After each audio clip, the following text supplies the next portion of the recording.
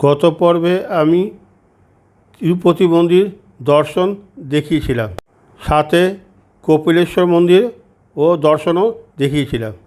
আজকের পর্বে লক্ষ্মী ও বিষ্ণু মন্দির, ভগবান শিব মন্দির, যা দ্বাদশ জ্যোতির্লিঙ্গের মধ্যে একটি। হ্যালো বন্ধুরা, আবার একটা নতুন ভিডিও দক্ষিণ ভারত ভ্রমণের উপরে। দক্ষিণ ভারত মানে সমুদ্র আর মন্দির। সেই রকম একটা মন্দিরে আমরা গিয়েছিলাম কাঞ্চিপুরমে, নাম লক্ষ্মী ও বিষ্ণু মন্দির। এই মন্দির সম্বন্ধে ছোট্ট একটা ইতিহাস আছে, সেটা আমি তুলে ধরছি। হিন্দু মন্দির শ্রী পেরুনদেবী ভরদ্বাজ পেরুমল বা হস্তগিরি মন্দির বলা হয়। বিষ্ণুর 108 মন্দিরের মধ্যে একটি। 12 জন কবি বা সাধু এই মন্দির পরিদর্শন করেছিলেন। অতি ভরদ্বারকে জলে ডুবিয়ে রাখা হয় কেন? দেবতাদের প্রাসাদের স্থপতি হিসাবে পরিচিত বিশ্বকর্মা ডুমুর গাছের কাঠ থেকে এই অতি ভরদ্বারা মূর্তির খোদাই করা হয়েছিল। যজ্ঞের তাপে এই মূর্তিটি নষ্ট হয়ে যায়। ভগবান বিষ্ণু ব্রহ্মাকে এই মূর্তিটিকে জলের তলায় রাখতে বললেন। অতি ভরদ্বারকে 40 বছর বয়সী কেন বলা হয়? 1700 শতকের গোড়ার দিকে মন্দিরের জলাশয় পরিষ্কার করার সময় এই মূর্তিটি দেখতে পান। মন্দিরের মধ্যে 40 বছর ধরে কোনো মূর্তি ছিল না। তা চিহ্নিত করার জন্য 40 বছরে একবার তারা সেই জলাশয় থেকে মূর্তিটি বার করে পুজো করেন এবং 48 দিন ধরে তার উপাসনা চলে। এই উপাসনার সময় যারা এই মূর্তিটিকে দেখতে পান তারা নিজেদেরকে অনেক ভাগ্যবান বলে মনে করেন। এই মূর্তিটি সম্পূর্ণ ডুমুর গাছের কাঠ দিয়ে তৈরি। উপাসনার পর আবার এই মূর্তিটিকে সেই জলাশয়ের তলায় রেখে দেওয়া হয়, কিন্তু মূর্তিটি নষ্ট হয় না। কিন্তু ভরদ্বাজ মন্দিরটি 1053 সালে রিনোভেট করেন রাজা চোলা ও তার বংশধর কুলোত্তুঙ্গা চোলা এবং বিক্রম চোলা। এরপর 14 শতকে চোলা বংশধররা আবার রিনোভেট করেন। এরপর আমরা আসলাম কাঞ্চিপুরমের শাড়ি তৈরির কারখানা। এরা সিল্কের শাড়ি তৈরি করছে, সেই দৃশ্য আমি আপনাদের সামনে তুলে ধরেছি এবং এখান থেকে কিছু সিল্কের শাড়ি ও সুতির শাড়ি আমরা কিনে নিয়ে আসলাম।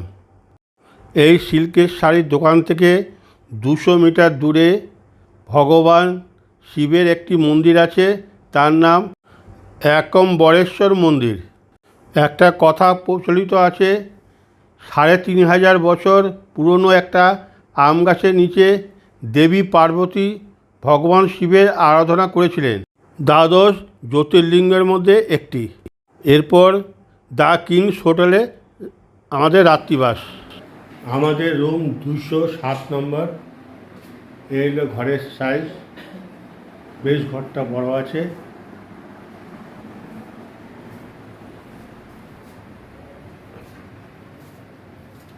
একটা জানলা আছে, পর্দা দেওয়া আছে।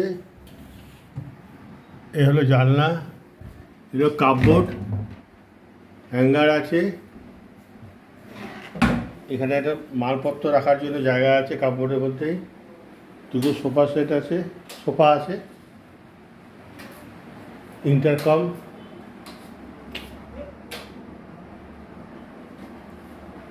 এই হলো bed, double bed, king size bed,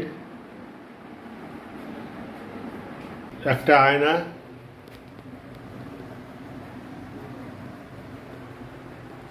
দুজন আছি, দুজনের জন্য জল আছে 2 বোতল। গ্লাসগুলো প্লাস্টিকের প্যাকেট দিয়ে ঢাকা। ড্রয়ার আছে, ড্রয়ারের মধ্যে ন্যাপকিন দেওয়া। এই গার্বেজ ফেলার জন্য বাস্কেট। স্নানের জায়গা, স্নানের জায়গাটা পার্টিসিপেশন করা আছে গ্লাস দিয়ে।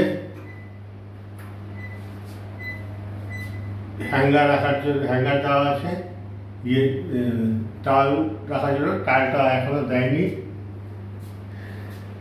এলো এই মুখ ধোয়ার বেসিন, সাবান দেওয়া আছে, টিভি আছে, এলো টিভি,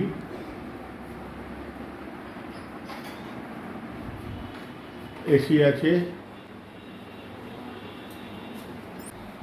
এখানে একটা দরজা একটা রুমের পিছনে মাঝখানে পার্টিশন করা।